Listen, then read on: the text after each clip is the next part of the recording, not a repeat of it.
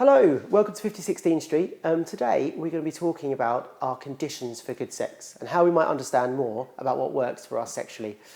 My name's Mike, I'm one of the psychologists here in the team. My name's Sam and I'm one of the sexual health doctors here at 5016 Street. So one of the most common things that we get asked in the psychology team is how can I feel comfortable with the sex that I'm having and how do I learn more about what works for me sexually?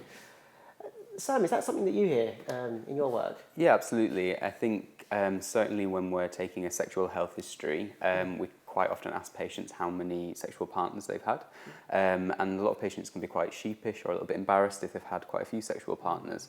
But I quite often challenge it, and say, how much is too much, how much is too little, and we should probably move more towards thinking about the quality of the sex and what the conditions for good sex are.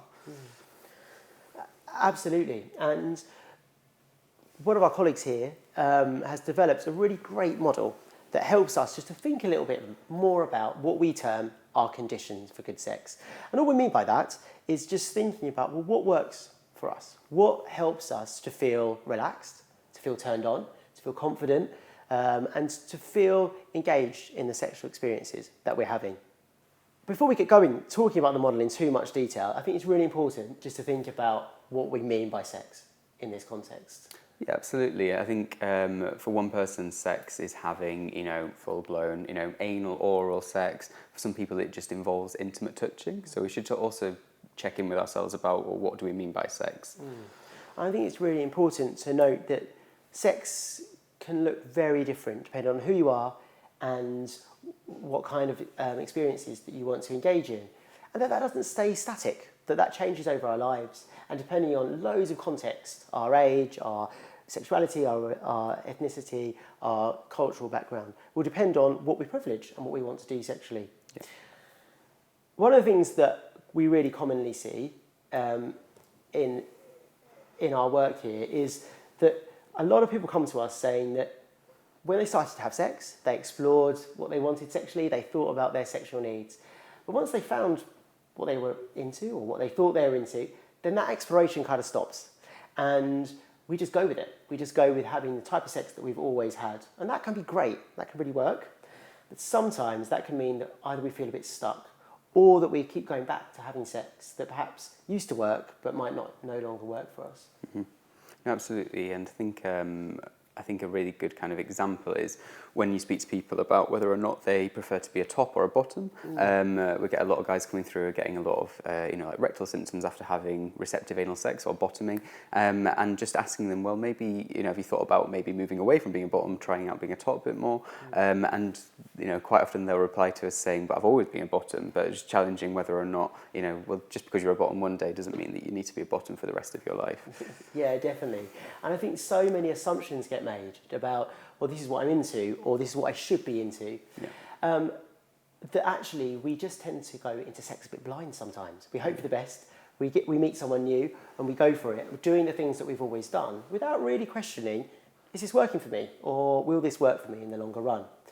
And I think one of the other things that often happens is that we then guess that about partners too. So we guess what they're into, we hope that they're going to be into the same things as us, but we don't really ask those questions of ourselves and of others. And we stop exploring what might make sex work better for us in the long run. Yeah. Should we look at the model in a bit more detail? Yeah. So there are three main points to the model,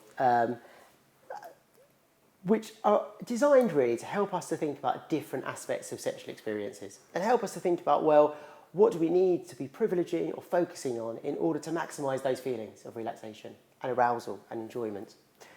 The first one on there is physical touch. What do you think about that, Sam? Do you have ideas about what might come under that section? Yeah, absolutely. So I think that what people need to think about is, where they like to be touched, the type of touch, whether it's soft touch, hard touch, if they like to be more of kind of like a dominant or a submissive partner, and really just thinking about in the past what's worked for you, really. Absolutely. And I think when we're thinking about the physical aspects of sex, we want you to be curious about the types of sex you're having, but not just sexual acts, how you want to feel, how you want your body to feel, what you want to be doing to someone else's body, and how that looks, and how you might vary that up in different experiences across time. The second section is what we call psychological arousal, because actually sex isn't just physical. It's not just touching each other or having particular prescriptive sexual acts. There's so much else goes on around sex that can affect how we feel. And so in the psychological arousal section, we're really encouraging people to think about, well, how do I want to feel in the build up to sex? And how do I want others to make me feel? And that can come in lots of forms. So we might think about how we want to communicate with partners. What do we want them to be doing around us? Where are we having sex? What environments suit us? What makes us feel more relaxed more generally in our environments? And we might want to think about things like timing. When do we have it? When suits us? If we look at our lives, what actually is going to help us to feel more relaxed and more confident in the build up to a sexual experience? The last section on the model is about being in the moment. This might sound obvious, but it's really, really important that we're able to be present in the moment with sexual experiences. The more that we can connect to things that we enjoy and stuff that we're interested in, it tends to make it easier for us to stay in the moment and stop us becoming distracted or having unhelpful or unwanted thoughts or feelings that might take us away from the sexual experience. That matters because it makes sex usually more enjoyable, but it actually also helps our bodies to function better. It helps us to engage in the sexual experience in a more meaningful way. So how do we get started with this? So the first thing to say about this is I'd want us to think about this a bit like a menu. It's not a prescriptive list. It's not a list of things that we're going to tick off and that each time you have sex you've got to do them, and if you don't do them then sex won't go well. Life doesn't work like that. What we're looking for you to do is to think about a whole range of things that might bring pleasure, enjoyment, excitement to the sexual experience. And that could be loads of things. It doesn't mean you're going to do those each time. It doesn't mean that you're even going to do them frequently. But the more that you think about in terms of what might bring a sense of confidence, relaxation and pleasure, the more options we have in terms of the types of sex we can engage with and the types of experiences that we might want to privilege. The ways of getting started with this often is to have a think about the 3 best and the 3 worst sexual experiences that you've had. And we want particularly for you to think about what went well within those experiences. Yeah, so when thinking about good and bad sex, we have to think about the person that we're having sex with or the people that we're having sex with, the type of sex we had. But also it's important to think about were there any risks involved in that sex that you weren't happy with. Now, I quite often say to patients, everything in life has risks, including sex, and it's about what risks you're happy with or comfortable with. So if you are happy with the risk of contracting syphilis, gonorrhea, chlamydia, because you know that you're testing regularly and you know that if you come to the clinic we can treat those for you, then fine, don't use condoms. But you might want to think about using things such as PrEP to reduce your risk of contracting HIV. But if you're not happy with the risk of contracting any STIs, then it might be worth thinking about, well, I only want to have protected sex, and finding partners who are also happy with that and voicing those concerns to your partner. Absolutely. I think that's really important. And what we're asking people to do often in this exercise is think about, well, of those experiences that went well, what physically really helped me to feel connected and feel engaged, and what psychologically helped me to be in that space. But actually, if, as you're saying, if it didn't work for you or it's not working for you, what does that tell us about what we might need moving forward, or what we might want sex to look like with partners moving forward?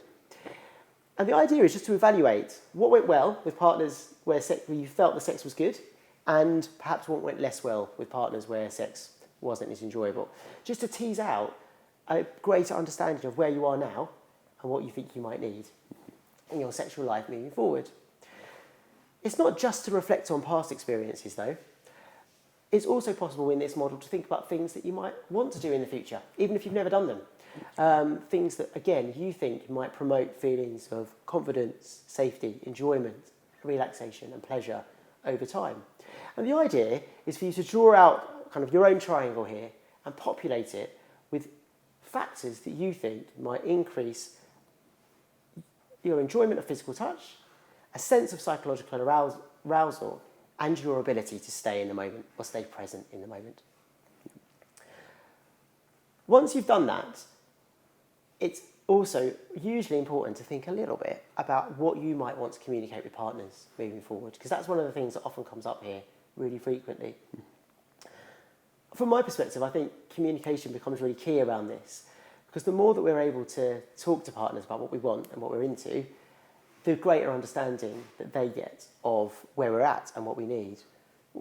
Is that your experience? What do you think about that, Sam? Yeah, absolutely. Communicating with partners, and also just recognising that what your wants and desires are one day might not be what it is the next day, and it's an ongoing conversation that you can have with partners. Yeah. Like you said at the beginning, this is a dynamic list. This isn't something that you're agreeing to one day. You're drawing out this triangle, and that's going to be your sexual kind of menu for the rest of your life. This can change every day, every month, every year if you want it to. But as long as you're always happy with what's on that menu, then you're having the sex that you want. Absolutely. And so the idea behind this, the point of doing it, is not only to get you to thinking more about what do I want and what do I need sexually, because the more knowledge we build up about this, the better we tend to be connected to the types of sex that we want, and we kind of get better at recognising when our needs are being met and not. But it also really helps us to be able to then move ahead into meeting new partners, being in relationships, and actually articulating what our needs are, being curious about what the needs of other people are, and then to be better able to stop that mind reading and be able to actually get down to the sex that works for you in that moment and your partner in that moment. Thanks so much for joining us again. We'll be posting more content at 56 Dean Street over the next few weeks and months. Follow us on social media, and be in contact if you've got any questions at all.